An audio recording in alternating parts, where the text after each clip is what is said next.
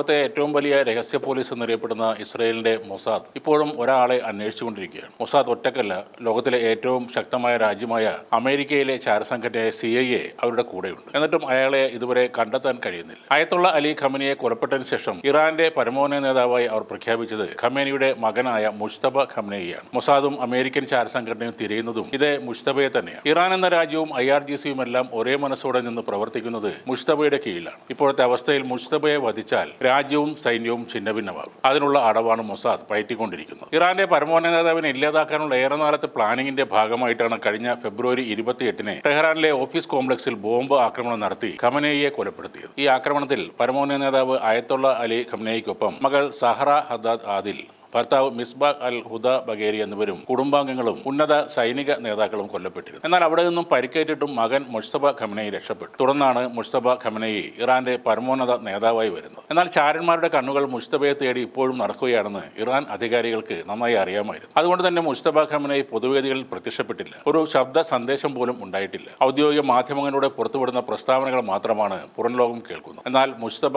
എവിടെയാണെന്ന് ആർക്കും അറിയില്ല. മുജ്തബ പൊതുവേദിയിൽ എത്താത്തത് ആ ആക്രമണത്തിൽ ഗുരുതരമായി പരിക്കേറ്റിട്ടാണെന്ന് വിദേശ മാധ്യമങ്ങളടക്കം റിപ്പോർട്ട് ചെയ്തിരുന്നു. ഇസ്രായേലും അമേരിക്കയും ലക്ഷ്യമിടുന്നതിനാൽ രഹസ്യ കേന്ദ്രത്തിലാണെന്ന് മറ്റൊരു വാദമുണ്ട്. മുജ്തബ ഖമനേയി തങ്ങളുടെ അടുത്ത ലക്ഷ്യമാണെന്ന് ഇസ്രായേൽ പരസ്യമായി തന്നെ പ്രഖ്യാപിക്കുകയും ചെയ്തു. അതുകൊണ്ടാണ് മുജ്തബയുടെ ശബ്ദ സന്ദേശം പുറത്തുവിടുന്നത് പോലും അപകടമാണെന്ന് ഇറാൻ അധികൃതർ കരുതുന്നു. ഇറാൻ ഭരണകൂടത്തിൽ തന്നെ മൊസാദിന്റെ ചാരന്മാരുണ്ടാകാൻ സാധ്യതയുള്ളതിനാൽ വിശ്വസ്തരായ ചുരുക്കം ചില ആളുകൾക്ക് മാത്രമേ മുജ്തബയുടെ താമസ സ്ഥലം അറിയാവൂ എന്നാണ് റിപ്പോർട്ടുകൾ. രഹസ്യ ദൂതന്മാർ വഴി പല ഘട്ടങ്ങളിലായി നേരിട്ട് കൈമാറിയാണ് സന്ദേശങ്ങൾ അദ്ദേഹത്തിലേക്ക് എത്തിക്കുന്നത്. ഇറാൻ അമേരിക്ക ചർച്ചകൾ നടക്കുമ്പോൾ ഉണ്ടാകുന്ന കാലതാമസത്തിന് ഈ സന്ദേശം അയക്കുന്ന രീതിയാണ് കാരണമെന്നും പറഞ്ഞിരുന്നു. ഇപ്പോൾ അയത്തുള്ള അലി ഖമേനിക്ക് യാത്രാമൊഴിയുമായി ടെഹ്റാനിൽ ജനലക്ഷങ്ങൾ ഒന്നിച്ചു ചേരുമ്പോൾ മുജ്തബ ഖമനേയിയുടെ അസാന്നിധ്യം തന്നെയാണ് ഏറ്റവും ശ്രദ്ധിക്കപ്പെടുന്നത്. അന്ത്യോപചാരം അർപ്പിക്കാൻ ഖമനേയിയുടെ മറ്റു 3 ആൺമക്കളും കഴിഞ്ഞ ദിവസം എത്തിയിരുന്നു. മക്കളായ മെയ്സം, മസൂദ്, മുസ്തഫ എന്നിവർ ടെഹ്റാനിലെ ഇമാം ഖുമൈനി ഗ്രാൻഡ് മുസല്ലയിൽ ആദരാഞ്ജലികൾ അർപ്പിക്കുന്ന ദൃശ്യങ്ങളും ഇറാൻ TV പുറത്തുവിട്ടിരുന്നു. അതേപോലെ ചൊവ്വാഴ്ച പുലർച്ചെ ഹോർമുസ് കടലിടുക്കിന് സമീപം ഇറാന്റെ ഇസ്ലാമിക് റവല്യൂഷണറി ഗാർഡ് കോർപ്സ് 2 വ്യാപാര കപ്പലുകൾക്ക് നേരെ മിസൈലുകൾ പ്രയോഗിച്ചതായി അമേരിക്കൻ ഉദ്യോഗസ്ഥൻ പറയുന്നുണ്ട്. യുദ്ധം അവസാനിപ്പിക്കുന്നതിനുള്ള ചർച്ചകളെ ഈ ആക്രമണം ബാധിക്കുമെന്നും അയാൾ ഭീഷണിപ്പെടുത്തുന്നുണ്ട്. ഇറാൻ യുദ്ധത്തിന്റെ തുടക്കത്തിൽ മരിച്ച